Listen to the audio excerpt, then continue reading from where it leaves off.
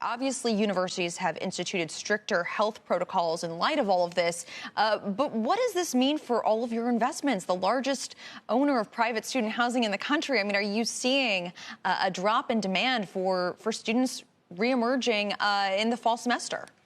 Sure. Well, Leslie, David, thank you for having me. It's great to be here.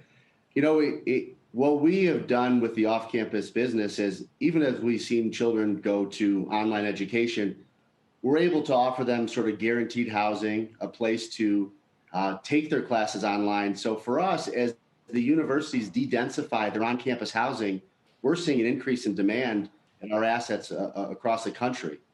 So for us, you know, what's rewarding to us is providing, you know, safe, great communities for these students to actually continue with their college experience. What are you doing, Chris, to ensure that the communities that you own are safe for the students moving in?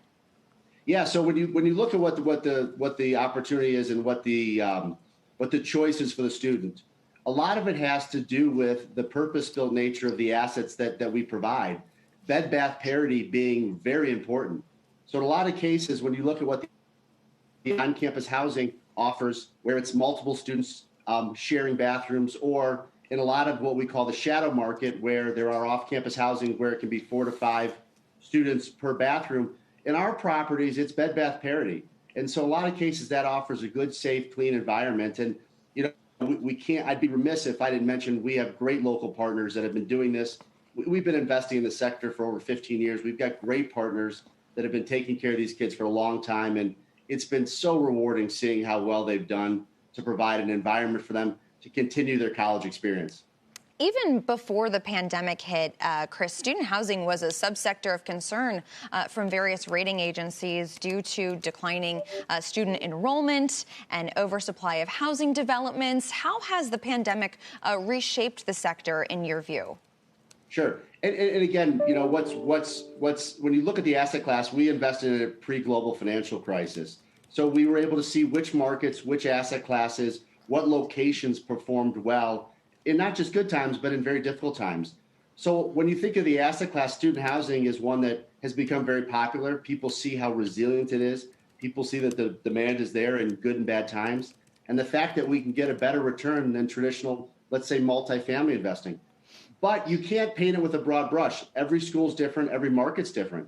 So one needs to look at what's the cost of education at the school. Are they investing at small private colleges or at the larger public schools? We tend to focus on larger public schools where only 10 to 15% of the kids can live on campus, and the cost of education we think is the right premium to what the opportunity set is for the children. So I think with the student housing sector, it got very there was a lot of interest in it, and so you saw a lot of newcomers coming into the space that maybe didn't have the experience to really understand the depth of the individual markets. So again, there's a little bit of an opaqueness in the student housing business, which we like. It requires you to really dive deep and really understand those micro fundamentals in a given market. And for us, we've seen, even through this pandemic, 95, 98% rent collection. So we've been very pleased with the asset selection in the schools that we've chosen over the years. Yeah, well, to your point, Chris, there are a number of schools that are remote only, but the students want to be near campus, and I would assume that's to your benefit. Are you using this right now as an opportunity to consider expanding, buying more units as well, given what you just said in terms of your approach versus some others? Yeah, absolutely. I mean, we're long-term players in the sector. Again, this is, you know, our focus is around education, healthcare. That's what we've been doing since we founded the business. So this year, we'll probably complete $5 to $6 billion of new investments in education and healthcare. And so not only will we continue to expand in the off-campus business, but this is a great time for us to go to work with universities and work with them in what we call our P3 initiative, our public to private partnerships. Because again, this is a challenging time for many universities. And from a capital standpoint, many schools are going to be hurt, you know, and some, it's not going to be repairable. So for us, we want to be part of the solution here.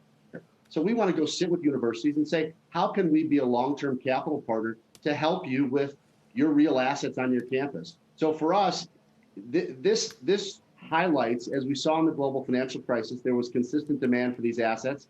As we've seen now, again, consistent demand. Kids continue to go to school. Kids want to be part of that experience. Online education doesn't work on its own.